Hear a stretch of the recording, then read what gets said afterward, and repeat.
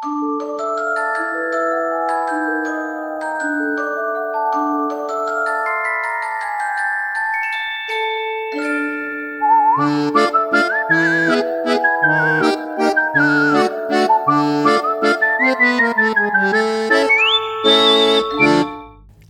Halloween, all.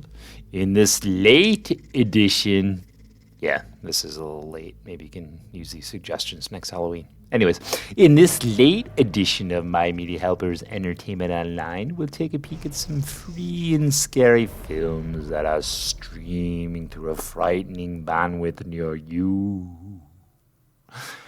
Each day this week, I will jump on a different streaming service to give you the 5 of my best picks as what picks to check out this 2021 Halloween season.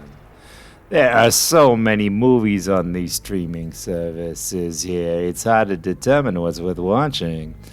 I want to recommend some of my personal favorites. The films I present to you aren't necessarily award winners by any stretch of the imagination. These are solid films, and they're certainly worth a watch during the witching season. This time out, we're checking the vastness of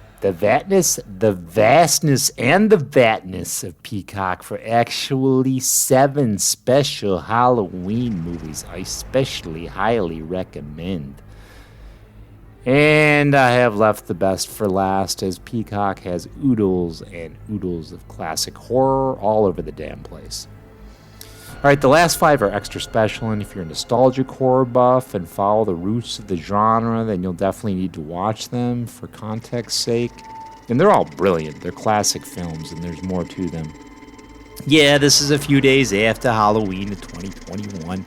There's so much time in the day I got for this, but hopefully you use these suggestions next year, and maybe P and Cock have them on their channel. I just like to say P and Cock.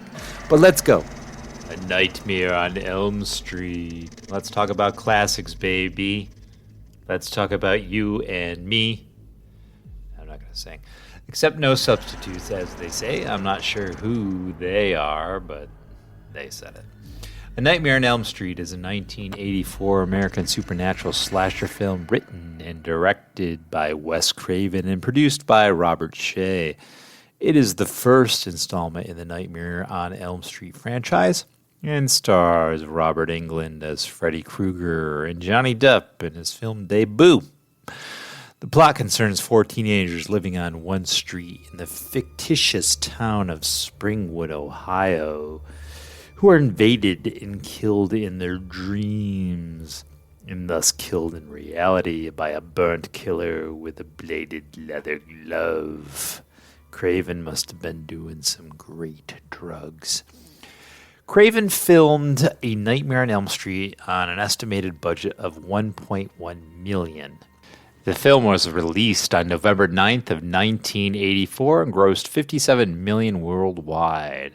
A Nightmare on Elm Street was met with rave critical reviews and is considered to be one of the greatest horror films ever made, spawning a franchise consisting of 6 sequels, a television series, a crossover with Friday the 13th, that's Friday the 13th, and various other merchandise. A remake of the same name was released in 2010, and aside from stunts, polyester, and Alone in the Dark, it was one of the first films produced by New Line Cinema, who by that point mostly distributed films, leading the company to become a successful film studio up until 2008, and was even nicknamed the house that Freddy built. The film is credited with using many of the tropes found in the low-budget horror films of the 1970s and 80s that originated with John Carpenter's Halloween and led to this subgenre to be called the slasher film. The film includes a morality play where sexually promiscuous teenagers are killed. Critics and film historians state that the film's premise is the struggle to define the distinction between dreams and reality, manifested by the lives and dreams of teens in the film. That's a stretch.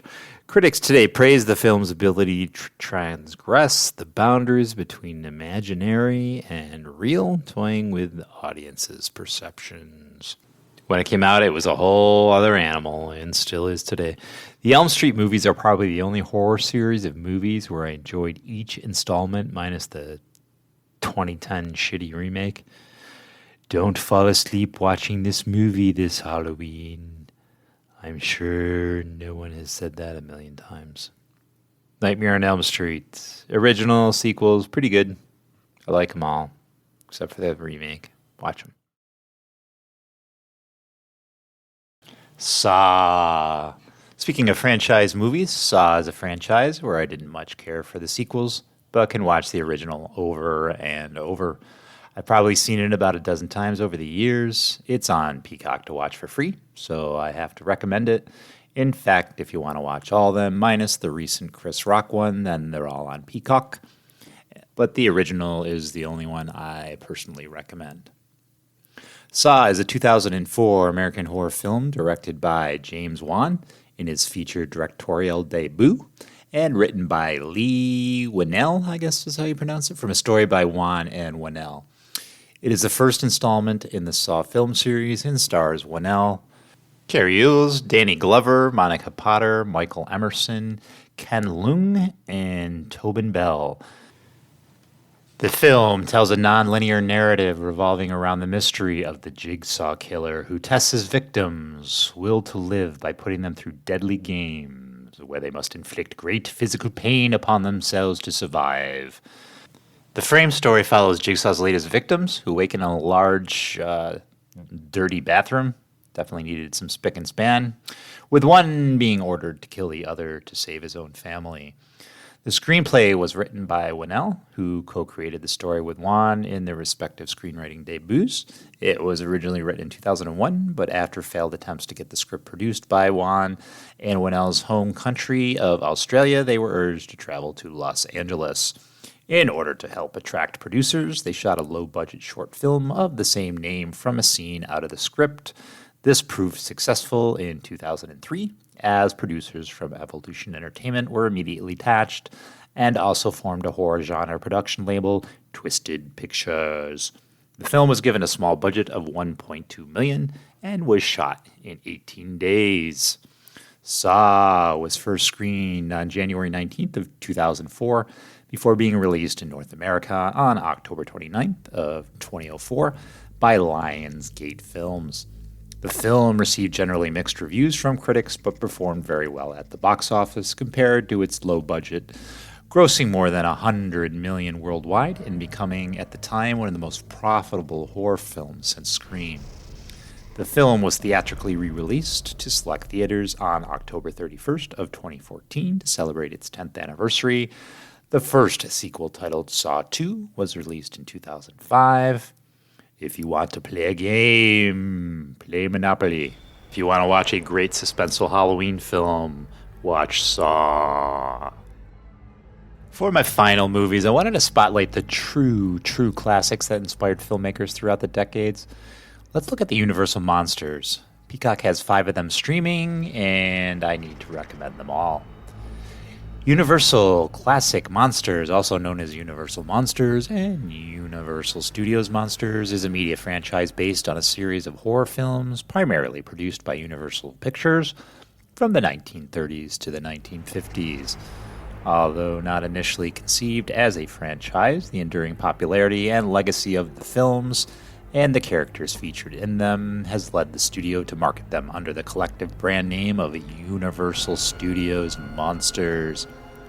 Steve Jones of USA Today described Universal's most famous monsters as pop culture icons, specifically the 4 that we definitely know: Dracula, Frankenstein, the Mummy, and the Wolfman.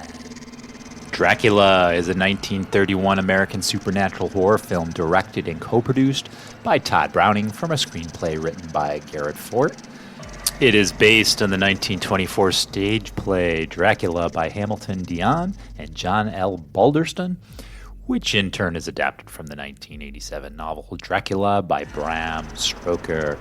The film stars Bela Lugosi as Count Dracula, a vampire who immigrates from Transylvania to England and preys upon the blood of living victims, including a young man's fiancée. Produced and distributed by Universal Pictures, Dracula is the first sound film adaptation of the Stoker novel. Several actors were considered to portray the title character, but Lugosi, who had previously played the role on Broadway, eventually got the part. The film was partially shot on sets at Universal Studios lot in California, which were reused at night for the filming of Dracula, a concurrently produced Spanish-language version of the story, also by Universal. Dracula was a commercial and critical success upon release and led to several sequels and spin-offs. It has had a notable influence on pop culture, and Lugosi's portrayal of Dracula established the character as a cultural icon, as well as an archetypical vampire in later works of fiction. In 2000, the film was selected by the United States Library of Congress for preservation in the National Film Registry as culturally, historically, and aesthetically significant. Check out the classic Vampire Dracula. Bride of Frankenstein is a 1935 American science fiction horror film and the first sequel to the Universal Pictures 1931 film Frankenstein. As with the first film, Bride of Frankenstein was directed by James Whale and stars Boris Karloff as the monster. The sequel features Elsa Lanchester in the dual role of Mary Shelley and the titular character at the end of the film. Colin Clive reprises his role as Henry Frankenstein, and Ernest Thesiger plays the role of Dr. Septimus Praetorius. Okay. Taking place immediately after the events of the earlier film, it is rooted in a subplot of original Mary Shelley novel Frankenstein or the modern Prometheus. Its plot follows a chastened Henry Frankenstein as he attempts to abandon his plans to create life, only to be tempted and finally coerced by his old mentor, Dr. Praetorius, along with threats from the monster, into constructing a mate for the monster. The preparation to film the sequel began shortly after the premiere of the first film, but script problems delayed the project. Principal photography began in January of 1935, with creative personnel from the original returning in front of and behind the camera. Bride of Frankenstein was released to critical and popular acclaim, although it encountered difficulties with some state and national censorship boards. Since its release, the film's reputation has grown, and it is now frequently considered one of the greatest sequels ever made.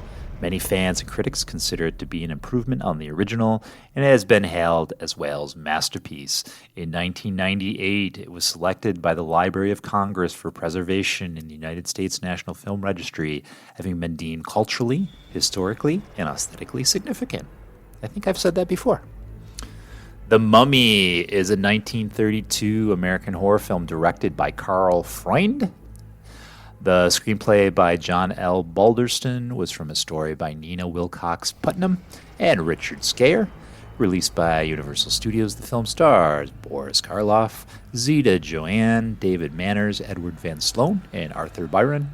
In the film, an ancient Egyptian mummy named Imhotep is discovered by a team of archaeologists and inadvertently brought back to life through a magic scroll. Disguised as a modern Egyptian named Ardith Bey, Imhotep searches for his lost love, who he believes has been reincarnated into a modern girl. Tom Cruise has absolutely nothing on this classic. I haven't even seen the Tom Cruise one. Anyways. The Invisible Man is a 1933 American science fiction horror film directed by James Whale. That's a busy guy. Based on H.G. Wells' 1987. Let's try 1897. Let's try that again. Based on H.G. Wells' 1897, The Invisible Man, and produced by Universal Pictures. The film stars Claude Rains, Gloria Stewart, and William Harrigan. The film involves a Dr. Jack Griffin, who is covered in bandages and has his eyes obscured by dark glasses, the result of a secret experiment that makes him invisible, taking lodging in a village of Ipping.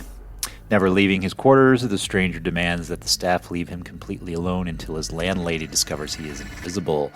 Griffin returns to the laboratory of his mentor, Dr. Cranley, where he reveals his secret to Dr. Kemp and former fiancée, Flora Cranley, who soon learns that Griffin's discovery drives him insane, leading him to prove his superiority over other people by performing harmless pranks at first and eventually turning to murder. The Invisible Man was developed for Universal as early as 1931 when Richard L. Scher and Robert Florey suggested that Wells' novel would make a good follow-up to the studio's horror film hit Dracula. Universal opted to make Frankenstein in 1931 instead. This led to several screenplay adaptations being written and a number of potential directors, including Flory E.A. DuPont, Cyril Gardner, and screenwriter John L. Balderston. Preston Sturges and Garrett Ford all signing on to develop the project, intending it to be a film for Boris Karloff. Following Whale's work on The Old Dark House and The Kiss Before the Mirror, Whale signed on and his screenwriting colleagues R.C. Sheriff developed a script in London. Production began in June of 1933 and ended in August of 1933, with 2 months of special effects work done following the end of the film. On the film's release in 1933, it was a great financial success for Universal and received strong reviews from several trade publications, including the New York Times, which placed it among their best film of the year in 1933. The film spawned several sequels that were relatively unrelated to the original film in the 1940s and a remake in 2020. The film continued to receive praise on reevaluations by critics such as Carlos Clarence, Jack Sullivan, Kim Newman, as well as being listed as one of their favorite genre films by filmmaker John Carpenter, Joe Dante, and Ray Harryhausen. In 2008, The Invisible Man was selected for the United States National Film Registry by the Library of Congress as being culturally, historically, and aesthetically significant. Creature from the Black Lagoon is a 1954 American black and white 3D monster horror film produced by William Holland and directed by Jack Arnold, from a screenplay by Harry Essex and Arthur Ross and a story by Maurice Sim. It stars Richard Carlson, Julie Adams, Richard Denning, Antonio Marino, Nestor Pave, and Whit Bissell.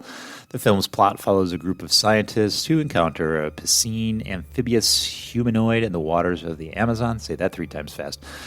The creature, also known as Gillman, was played by Ben Chapman on land and by Riccio Browning underwater. Produced and distributed by Universal International. Creature from the Black Lagoon premiered in Detroit of February 12th, 1954. And was released on a regional basis, opening on various dates. Creature from the Black Lagoon was filmed in 3 dimensions and originally projected by polarized light method. The audience wore viewers with gray polarizing filters, similar to the viewers most commonly used today. Because the brief 1950s 3D film fad had peaked in the mid-1953 and was fading fast early in 1954, many audiences actually saw the film flat in 2 dimensions. Typically, the film was shown in 3D in large downtown theaters and flat in smaller neighborhood theaters. In 1975, Creature from the Black Lagoon was released to theaters on the red and blue glasses Anaglyph 3D format, which was also used for 1980 home video release on Beta and VHS video cassettes. Those are just the ones we're spotlighting in this video. If you do a search on Peacock, you'll find even more classic films with Universal Monsters. So if classic Universal Monsters is your thing, Peacock is your holy grail of horror. And that does it for this year, gals and guys. I hope this week helped you out in finding some free streaming to watch for your spooky Halloween, this Halloween or next Halloween or the Halloween after. Sorry, this one is late.